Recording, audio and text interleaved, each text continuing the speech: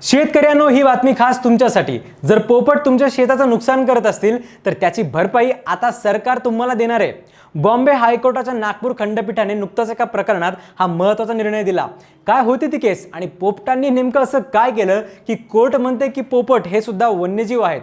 सांगतो, रील शेवटपर्यंत बघा। तर ही आहे वर्धा जिल्ह्यातल्या 70 वर्षांचे शेतकरी महादेव डेकाटे यांची केस। 2016 मध्ये त्यांच्या डाळिंबाच्या बागेवर अचानक पोपटांच्या थव्याने हल्ला केला आणि जवळपास 50% फळं उद्ध्वस्त केली। त्यांनी प्रशासनाकडे मदत मागितली, पण तिथून सरळ उत्तर आलं की सरकारी नियमानुसार फक्त हत्ती किंवा जंगली म्हशींमुळे नुकसान झालं तरच पैसे मिळतात, पोपटांसाठी कोणतीही नुकसान भरपाई नाहीये। मग त्यांनी कोर्टात धाव घेतली।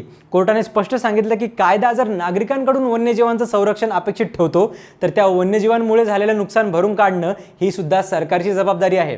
समानता हा संविधानाचा पाया आहे। मग हत्ती, रान, म्हैस किंवा पोपट यांच्यात भेदभाव का? शेवटी कोर्टाने महादेव डेकाटेंना 40,000 रुपयांची नुकसान भरपाई देण्याचा आदेश दिला। आणि सगळ्यात महत्त्वाचं म्हणजे वन्यजीव संरक्षण अधिनियम 1972 नुसार पोपट हे संरक्षित प्रजातींमध्ये येतात, म्हणजेच ते राज्याची मालमत्ता आहेत आणि जर राज्याच्या मालमत्तेमुळे नुकसान झालं तर जबाबदारी ही राज्याचीच असेल।